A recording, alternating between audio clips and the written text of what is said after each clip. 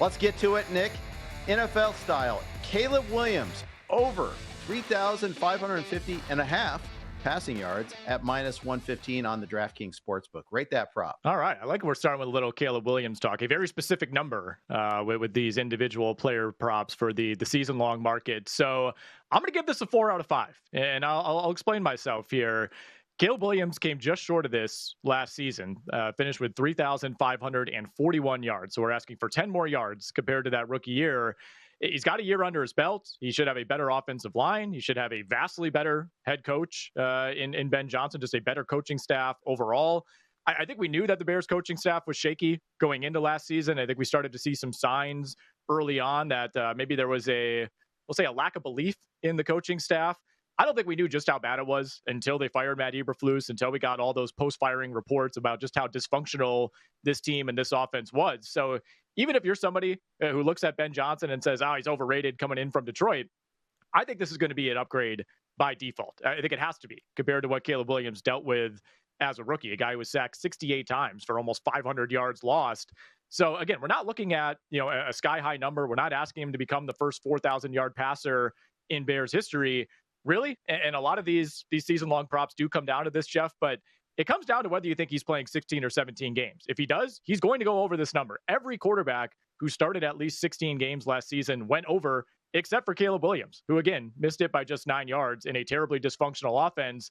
He won't have Keenan Allen, but he still has DJ Moore. You expect more out of Rome Odunze in year 2. Colston Loveland, a nice addition to this offense, giving him another pass-catching weapon. Luther Burden, of course, in the second round. So I think this is a good enough situation for Caleb Williams, even if you're a little bit, hate to say this, bearish on the Chicago Bears. I think it's going to be an upgrade over last year. I don't know if he gets the 4,000 yards, but I think he goes over that 35-50 and a half. I like it. I like it a lot. And I sometimes last year we thought that it was too crowded of a wide receiver room, so we'll see if that even is a factor there. But you lose Allen, but you add Burden, you add Loveland. I mean, I think that's pretty interesting to me. So I like that one a lot. Let's go on to the next one here. Justin Jefferson over 1,250 and a half receiving yards, -110 at the DraftKings Sportsbook. Rate that prop. So this is another one to me that comes down almost completely to health for Justin Jefferson. And look, maybe I'm just in the bag for Jefferson, Jeff, who I still think is the best pure receiver in the NFL. I think the debate between he and Jamar Chase has never been closer. I would certainly hear an argument for Chase given the season that he's coming off of, but I have a lot of faith in Justin Jefferson just making it work with any relatively competent quarterback. So the health is the number one factor. Of course, what you think about J.J. McCarthy is the other, but if Jefferson plays even, 14 out of 17 games, I think he probably gets there with ease when you look at his per game numbers with multiple different quarterbacks over the years. I mentioned J.J. McCarthy. A lot of it does hinge on that. We haven't seen J.J. McCarthy attempt an NFL pass in a regular season game, right? The last time we saw him was in the middle of the preseason last year before he got hurt. He's played in one preseason game. He's attempted 17 passes. I do think there is this assumption that he is just going to hit the ground running. I don't know really where that comes from. I thought he was a good quarterback in college, but he wasn't one of these Andrew Luck, Trevor Lawrence type of prospects where you feel like they just can't miss. Maybe it's the KOC factor, looking at what he did with Sam Darnold last season, but I would not be surprised if this is a little bit bumpy early on when it comes to J.J. McCarthy. Nevertheless, Justin Jefferson is that good. He's that talented. If he stays healthy, I would take the over here. I would give this a 4 out of 5. I like it. I do think Minnesota runs the ball a little bit more than they did last year. I think that's one of their points of emphasis when building up that offensive line, adding another running back. I think that has something to do with it, but I'm with you. I still like it there. I think Jefferson is kind of quarterback proof. And even if you don't love McCarthy, I think he'll get there. All right, let's stick with the Vikings though. Aaron Jones over 775 and a half rushing yards, -110. Also at the DraftKings Sportsbook. Rate that prop. So I'm going to give this a 3 out of 5, Jeff. I was close to going 2 out of 5, but this is such a low number, right? Aaron Jones topped 1,100 yards last season. He's gone over this in 5 of his last 6 seasons, but I do have significant health concerns, and that's why I'm not going higher than 3. If Aaron Jones gets to 14, 15 games, he probably clears this number, even in what I think will be a more egalitarian than people expect split between him and Jordan Mason, who they brought in this offseason. So there's a world in which Aaron Jones takes the step back that I'm expecting, and he still clears this number just because it's so low. But again, he needs to average 55, 60 rushing yards per game, play 13, 14 games, and he gets there. So I have to respect the number. But again, I think we're going to see a ton of Jordan Mason for this team. When you think about Aaron Jones, there's this mantra that, oh, he's so great in the red zone, he's so slithery. That was not the case last year whatsoever, really, for the first time in his career. He was the most inefficient, high-volume running back in the red zone last season. I think they brought in Jordan Mason for a reason.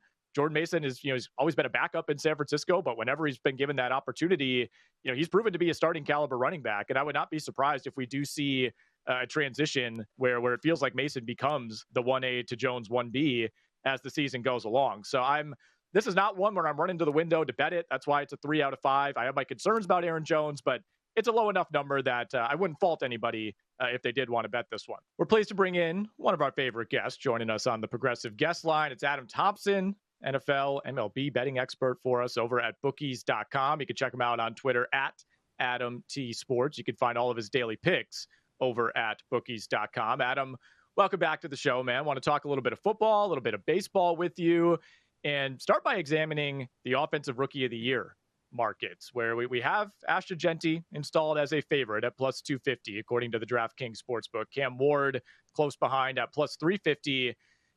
Philosophically, how do you evaluate this market? Because I think if you compare it to, say, the NFL MVP award, it feels foolish at this point to cape for anybody but a quarterback. But Offensive Rookie of the Year, if you look back over the last decade or so, pretty even split between quarterbacks and non-quarterbacks.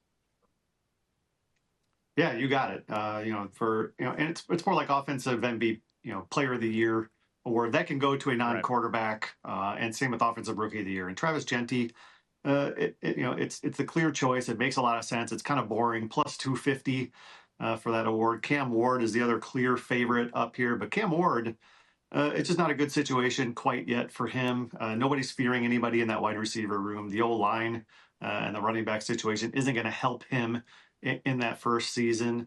So I think Jeanty, you have to look a lot at opportunity. Who's going to get opportunities out there? And Genty's going to get the ball more than enough times to be in consideration.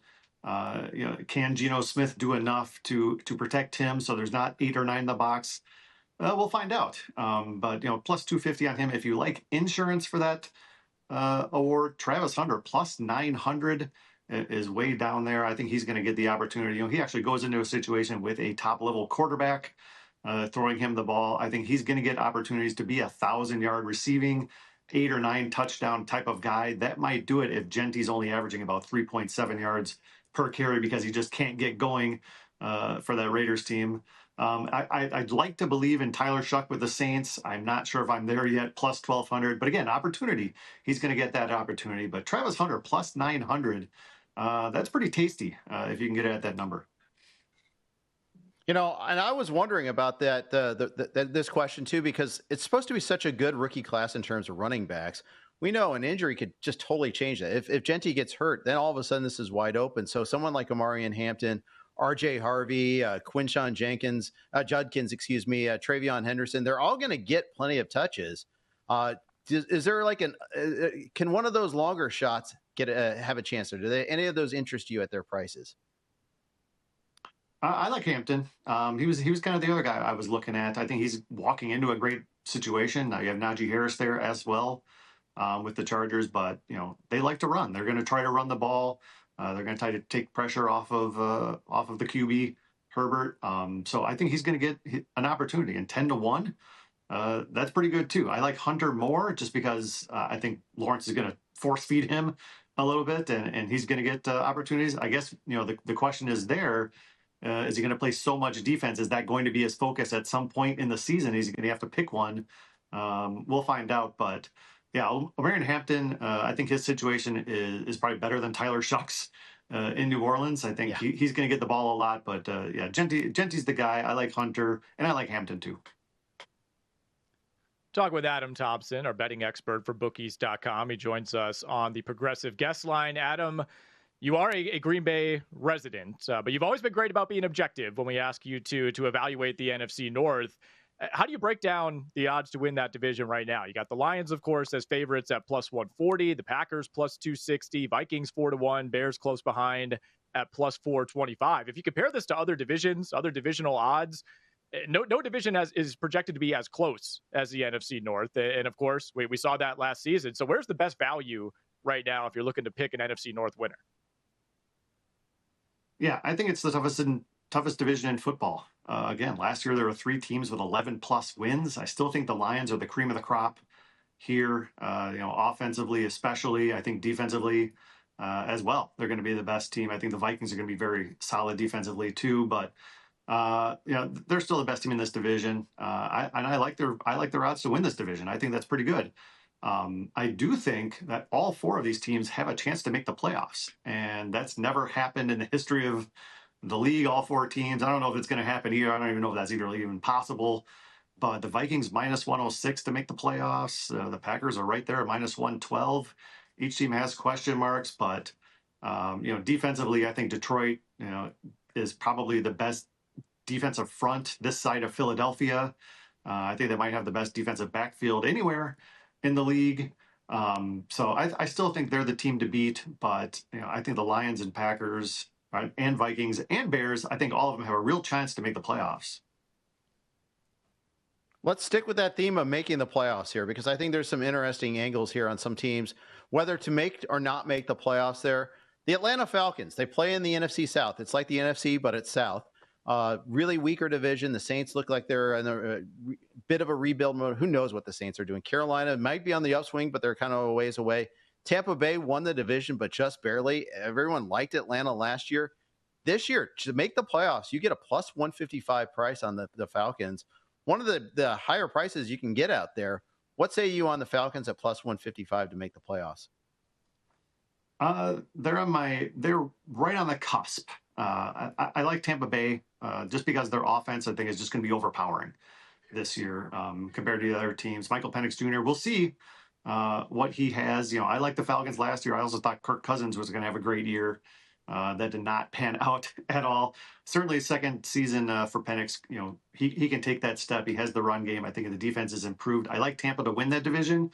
I think the Falcons are in that line with the Rams, with the Vikings and Packers for a wild card spot. Plus 140. You talk about value. I think they might be a top value pick, especially in the NFC. Mm-hmm. Yeah, that number you can get as good as plus 155 right now at the DK Sportsbook if you do like Atlanta to make the playoffs. Adam, any other teams that are around even money or plus money that you're looking at as a potential postseason team? Some you'd bet on right now. I like the Broncos. They're minus 114 and that whereabouts. They made the playoffs last year, 10-7. They were kind of a surprise beat team because Bo Nix, kind of like the J.J. McCarthy. He's just kind of that veteran. You don't know what you're going to get. He ended up being a poised, veteran-like quarterback out there. I think this year their defense is going to make a big jump. I thought they really improved the run game. I think J.K. Dobbins is a kind of a low-risk, high-reward. And they drafted a second rounder in Harvey too. So I think that offense is going to be improved. I think the defense is going to be improved. In fact, I think the Broncos at about plus 330 to win the AFC West is not a terrible pick if you're willing to go against Mahomes and the Chiefs there. And the Pittsburgh Steelers plus 140 to make the playoffs.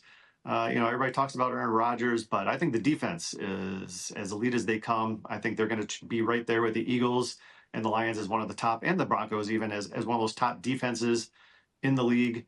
And Rodgers, you're not going to get that explosive gunslinger mentality that he had back in the day, but he's still the most mistake-less quarterback in NFL history. And maybe that's what this team needs. Don't turn the ball over. Don't make the big mistakes. Let the defense do most of the work for you. Win games 20-16. And I think they can do that there. And on the flip side, you have the missed playoffs, and there's usually more value in the missed playoffs when it comes to the odds. And the Bengals, plus 125 around that. I love Joe Burrow, but that line's going to be rough. The defense, their best player doesn't even want to be there. The run game is not a great situation because the old line's going to be a bottom barrel team. And I think the Rams plus 140 to miss the playoffs.